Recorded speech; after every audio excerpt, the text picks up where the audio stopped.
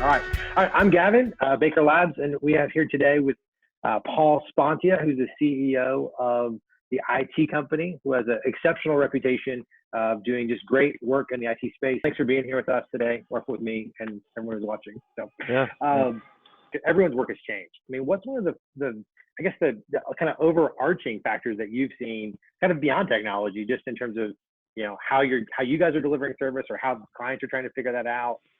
What's something that you've seen as a trend that you say, hey, this is something that I think is going to continue, not just one that you're aware of, but like, okay, right, this is going to change work forever because of this familiarity.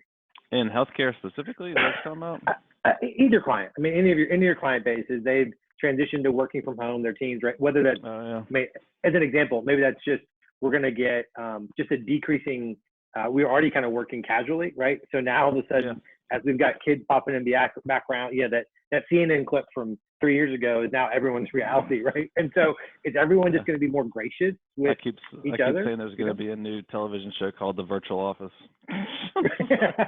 Probably will. Virtual office romances and all the funny things that happen on, video calls, kids scream and stuff like that. I think, I don't know. I mean, probably most of it's just hypothesis at this point. I mean, I think I do have a probably overarching question about just the office in general.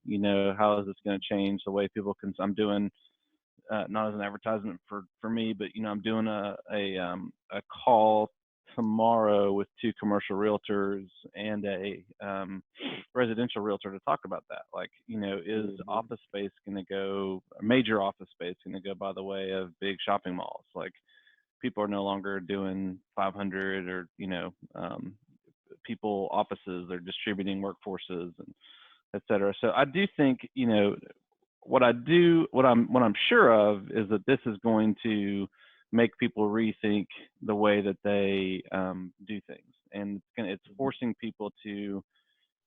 It's a big experiment on productivity.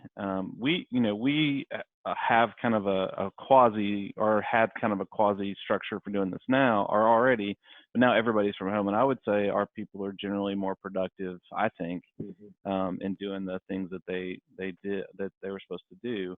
And so I think that we're going to see for sure people reevaluating that without a doubt. And I think from a trend perspective, the good thing is, the curve had already shifted where the technology, certain things had already taken place. Bandwidth is fast, available, and not super expensive. 5G on your phone is going to dramatically change. When you can get a gig to 20 gigs of throughput on your phone, that's faster than what you can get at your house, and so that's going to dramatically change. So the trends that have already taken place, the use of, in your case, you guys use G Suite, we're a big Office 365, those things had already Zoom, what we're on right now, these things have already kind of set the stage, and now people are getting intimately familiar with how to use them, whereas before they were just kind of quasi sort of using them. Now they're really getting intimate with them and becoming comfortable with those things so I think the everything that was happening already had already set the stage for this whenever it was going to take place. Unfortunately, we had something really catastrophic that's forced us in this direction.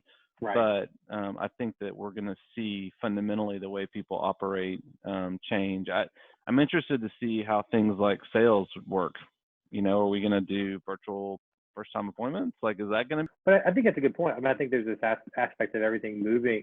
There's a forced kind of reconciliation either way. So, I mean, we used to do, for example, we would do, a lot of our clients are not in our town, right? They're other places. And so we did a lot of conference calls, right? I mean, I've got a client that I've never met other than a phone call in Georgia. Literally never met her, never seen her, nothing, right? Just all phone calls. But I think if that were to happen now, we'd be doing a Zoom call or an Uber conference or something. We'd be face to face. Because everyone's just more familiar with it, right? There's before it was, well, I don't want to make someone have to download software, and then the call is supposed to start at 2:30 because they call me because they have IT problems, right? Because they can't figure out how to download it. But now everyone's, my 5-year-old is like, hey, Daddy, can we get on a Zoom call, right? I mean, like, it's become a word for her where she didn't know it. And so But Paul, thanks for being with us today. If you guys have questions about your marketing or what you're doing or how to grow in these times, please reach out to me. Or if there's people you want to talk to or see, I'm happy to reach out to them. We can get them on video here too. But Paul, thanks so much for your time and doing this. So me too. Yeah. So stay safe, and we'll see you soon. All right, man. Take care.